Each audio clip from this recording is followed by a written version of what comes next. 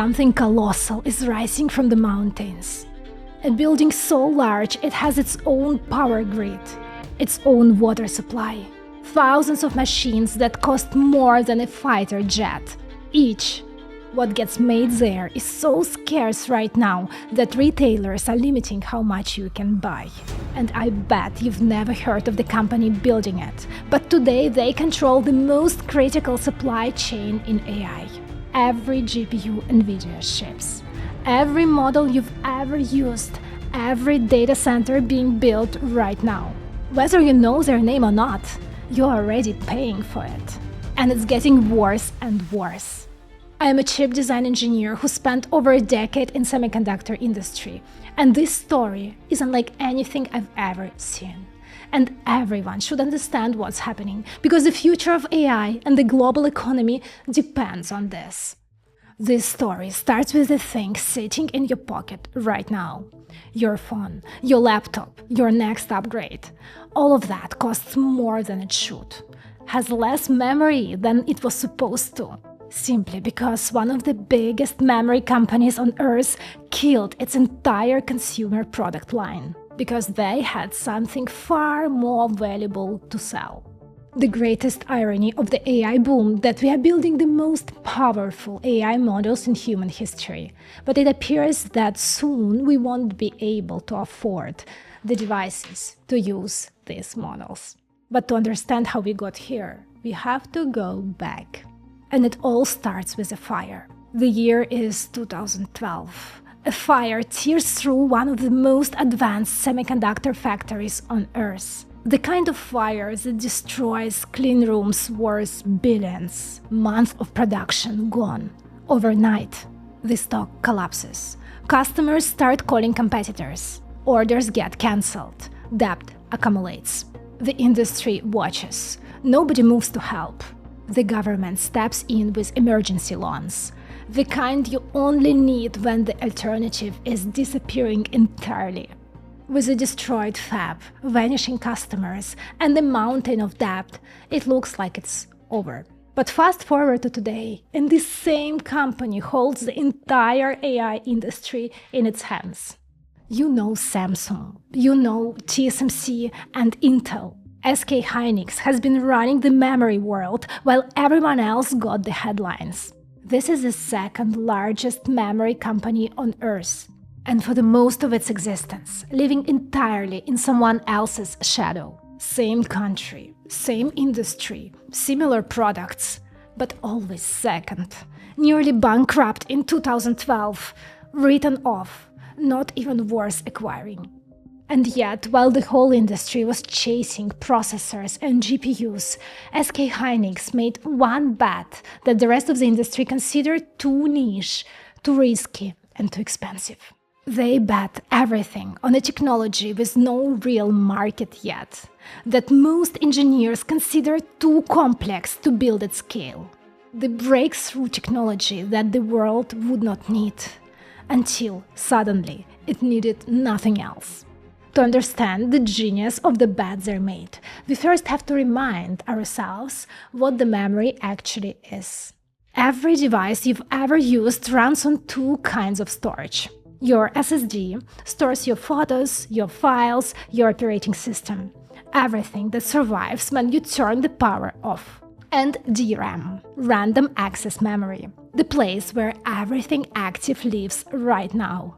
Every tab you have open, every calculation your processor is running, every frame your GPU is rendering. DRAM doesn't store things permanently. It holds them electrically in billions of tiny capacitors. Think of each one as a tiny basket. It either holds a charge or it doesn't. A 1 or 0. That's it. But the moment the power is gone, the bucket's empty. Everything disappears. But while it runs, it's the fastest, most critical layer of your entire system. Well, and this is kind of poetic, really. The most critical memory in AI cannot remember a thing. For decades, the playbook was simple. Make the bucket smaller, fit more on the chip, get more memory per wafer. And this worked beautifully until AI arrived, all at once and way too fast. Training a large language model requires moving petabytes of data back and forth between memory and compute, billions of times per second. And the bottleneck isn't compute anymore, it's the memory that feeds it. We engineers call it the memory wall. This is a fundamental limit between how fast the processor can compute and how fast the memory can supply it with data. And DDR5, the fastest consumer memory ever made, hits that wall catastrophically, because its architecture was never designed for this, not even close. So something had to change. In 2008, AMD and SK Hynix made a radical bet. They understood that the memory interface wasn't a speed problem, it was an architecture problem, and no amount of DDR was going to fix it. So they did something very elegant in its simplicity, but borderline insane in its execution. The idea was to stop routing data across the circuit board and place the memory directly beside the processor.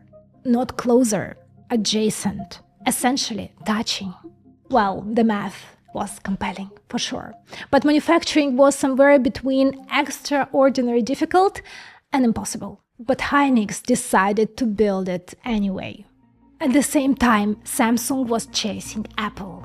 Micron was watching from America, convinced the market wasn't there yet. Hynix spent years in the dark, failing, iterating, failing again, on a product with no guaranteed market, no potential customer, and no guarantee it would ever work at scale. They called it high bandwidth memory, or HBM. At this point, it was still not obvious that this innovation will change GPUs forever. But it did. Still, no one is talking about what is inside. Let's take 12 memory chips, called dice. Stack them. Now drill thousands of microscopic vertical tunnels through every single layer. Through those tunnels, the stack connects with solder balls so small each one is narrower than a red blood cell. The result is a memory tower 750 micrometers thick. That's HBM. Now, this tower is very complicated to manufacture. Imagine you are building a 12-floor tower, where every floor must be perfect. If you have just one flaw at any floor, you have to demolish the entire building. That's the madness of high-bandwidth memory manufacturing. And the numbers make it merciless. If you have 90% yield per die, which is already excellent by industry standards, across 12 layers, that yield drops under 70%. This means 1 in 3 completed stacks gets scrapped before it even leaves the factory. You need roughly twice the wafers just to reach the same bit output as standard DRAM. And there is a second problem, because high-bandwidth memory cannot use whole silicon just for memory bits. It has to keep some distance around for thousands of through-silicon tunnels. And this means less space for memory cells, even before you start stacking. So every HBM wafer already produces 3 times fewer bits than a standard DRAM wafer. Now, when we move to the most anticipated upgrade in the history of memory, HBM4, now we stack not 12, but 16 of them. That number pushes to 4 times less bits per wafer. You see, HBM has a huge appetite for silicon. Now consider this. A single NVIDIA Rubin GPU uses 8 those stacked memories. So one rack has a memory amount equivalent of the memory in 30,000 smartphones. The biggest problem is that HBM and DDR5 are produced by the same companies, on the same equipment, which means each time a memory company decides to shift capacity to HBM, they are physically taking it away from your laptop, your smartphone, and your PC. And that's a disaster. That's the reason why memory prices are up 638% year over year. And that's happening because HBM doesn't just eats up more silicon and has insane demand, it simultaneously destroys the supply itself. Two shortages, one cause. And for the first time in the history of this industry, HBM is tight and DRAM is tight simultaneously. Next, we will break down the solution to this disaster, when the shortage will end, and who will walk away from this richest. But first, I've been using this new AI tool lately, and I'm very excited to share with you. Most AI tools give you advice. You ask, they answer. But the actual work is on you, while Manos actually does the work for you. You give it a goal, it autonomously plans the steps, browses the web, writes code, creates files, and delivers a finished result, a report, a website, a presentation. Not text telling you how to build one, the thing itself. My favorite feature is called skills, and this is where it gets really powerful. Imagine you figured out a workflow that works. Maybe it's how you structure research or how you build client reports. And then you have to redo it from scratch every single time. That's hours of effort every time. Skills solve that. After completing any task you're happy with, you just type /skill-task. Manos analyzes the entire process and packages it into reusable, shareable AI-powered assets. No coding, no terminal, you just type in one command and you get the same process every time for you and your entire team. You can build skills through conversation, import them from GitHub, or use pre-built ones from Manos directly. Essentially, you're turning your best work into something that runs itself. Make sure to give it a try through the link below or by scanning the QR code here. Now imagine you spent a decade building this innovative technology while nobody was watching. And suddenly, every major tech company needs what you have. Google, Amazon, Meta. But nobody needs it more desperately than NVIDIA and AMD. Every AI GPU they ship requires it. Every data center being built depends on it. Their chips literally cannot leave the factory without it, so they started making calls. Samsung first, but their yields were catastrophic. Not even close. Micron next, promising but not ready yet. And then finally they called Hynix. And they picked up the call with something nobody else had. And in this one moment, a decade of quiet, stubborn preparation became a near monopoly on the most valuable memory market ever created. They locked in the majority of NVIDIA's supply. AMD's too. Just imagine, every time NVIDIA ships a GPU, there are actually 8 Hynix stacks inside it. And those are making up over 50% of the cost of the entire packaged chip. And suddenly, the company nobody talked about became the company nobody can live without. But to hold that lead, they had to build. While the shortage was already burning, they started to build 3 factories simultaneously. The first one, M15X, Changju, South Korea. One of the most complex construction projects on Earth. The clean room alone, over 100,000 square meters, with ceilings 30 meters high, larger than anything Hynix ever built. Inside, vibration isolation so precise that a truck passing on the street outside cannot disturb the high-precision equipment inside. Then they've built a water purification system, purifying 10 million gallons of water per day, because the water for the factory has to be cleaner than clean. Just imagine, one dust particle and billions of memory cells gone. And have you seen the machines inside this factory? Many people heard about ASML lithography machines, with a single machine approaching $300 to $400 million. Well, inside the memory factory, equipment rivals it.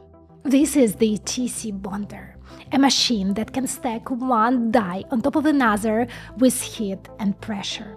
And they can do that so precisely that they can fuse 16 layers of silicon without cracking a single one. Each TC bonder costs tens of millions of dollars, and a single HBM factory needs 100 of them. Are you still wondering why memory gets so expensive? Every one of these tools exists at the absolute edge of what manufacturing equipment can do. Every one takes months to order, months to calibrate before yield stabilize. And every week of delay costs you millions in demand you could not fill. Right now, they are targeting 60,000 wafers per month, running at full speed. Still, that's not fast enough. And then there is Yongin, which is a different category entirely. It's 4 fabs, over 4 million square meters, and it's 6 times the capacity of M15X. That's a $410 billion commitment to building the world's most important AI memory hub south of Seoul. Plus, they're building a brand new packaging facility, breaking ground in April 2026. That's 3 construction projects in parallel. But behind it, the risk no one is talking about, because a memory factory has to run at full utilization to make economics work, to make these huge upfront investments to pay off. Which is why nobody builds speculatively. Which is why the shortage always arrives before the supply does. And that's why the world is waiting, and the memory is getting more expensive. And while they build, the next generation of AI GPUs is already on the way. NVIDIA's Rubin, AMD's Instinct MI400, built by rival companies racing against each other. And both of them utterly dependent on the same supplier. SK Hynix locked 70% of NVIDIA's HBM4 orders for Rubin. And that's not a coincidence. That's what a decade of preparation looks like. The current version, HBM3E, powering today's Blackwell GPUs, delivers 1.2 terabytes per second per stack. HBM4 doubles it, over 2 terabytes per stack, 8 stacks per GPU. And Hynix enters HBM4 dominant, M15X ramping, Yongin on the way. The company that almost burned down in 2012 is now defending everything it built. But this time Samsung is not watching from sidelines. Winning HBM3 made Hynix a king, but HBM4 is where they will find out if they can stay one. Samsung spent HBM3 getting it wrong. Yields were catastrophic. They had to discount their own chips just to stay in the conversation. That experience is humbling. You don't forget it. And Samsung didn't. They went back, rebuilt the process, and their HBM4 numbers look competitive. They may even manage to qualify before Hynix on many configurations. And then there is Micron, still fighting, with a lot of support from US government, throwing everything at HBM4. And the lead Hynix built over a decade, through near bankruptcy, through fire, could narrow in a single product generation. One yield breakthrough by Samsung, one qualification win by Micron, and the monopoly Hynix almost died building starts to crack. In 2022, every memory company did the rational thing. Cut investments, stop building, reduce production. Because last time they were overbuilt, they nearly went bankrupt. The memory industry had lived through this cycle so many times. PC boom, then smartphone supercycle, cloud build-out. It's constant boom, bust, rebuild, repeat. And they have to survive through these cycles. And the same cycle repeats again. So through 2024 into 2025, the whole industry was healing. And then AI story detonated. Nearly 2,000 new AI data centers planned globally. Google, Microsoft, Amazon, Meta, all saying the same thing. Send us everything you have. We will pay whatever it costs. OpenAI's Stargate project alone will consume up to 40% of global DRAM output. Just imagine, one project, 40% of memory. The industry that just had stopped building suddenly couldn't build fast enough. So when does it end? Let me know your thoughts in the comments below. I think the answer is not what anyone wants to hear. Not until 2028. In fact, there are two ways out of this. One, build more fabs, more capacity. And the second one is to innovate, to be able to produce more bits per wafer. And actually both are happening. New factories from all three players are under construction, but none of them will produce any meaningful outputs before the late 2027. But the faster gains won't come from new buildings. They will come from migration to more advanced process nodes. SK Hynix and Samsung are currently moving production from 1 beta to 1 gamma process nodes. And that will allow them to produce 30% more memory from the same wafer. That is a real lever being pulled right now, and all three companies are racing to migrate as fast as yield learning allows. But even that takes time. If you watched my previous episodes on semiconductor factories, you know that new nodes means new tools, new chemistry, calibration, and that means lower yields for months before they recover. Well, will prices go down once new factories come alive? I would not bet on it. The upfront investments and the demand is simply too high. And we are not even at the peak of the cycle yet. So, who benefits the most from Ramageddon? Obviously not you and not me. SK Hynix is the obvious winner. But here is a twist no one expected. Another winner is actually Samsung, the one who lost HBM3, the whole generation. Samsung accidentally cornered the present because the whole industry shifted capacity to HBM, away from consumer memory. And Samsung never stopped producing it. And now DDR5 is up over 600%, and Samsung is making insane margins. The winners are actually both of them, but for completely opposite reasons. And the rest of us, we are just paying for it. Every time you upgrade your phone, every time your laptop costs more than it should, that's the invisible tax of the AI boom. And it's not going away. That's a super cycle bigger than anything that industry's seen before. And we are not at the peak yet. Now you know why. Don't forget to subscribe to the channel and watch this episode next about the most ambitious data center project ever attempted, or this deep dive on the most advanced microchip technology on Earth. Love you guys, and I will see you there. Ciao!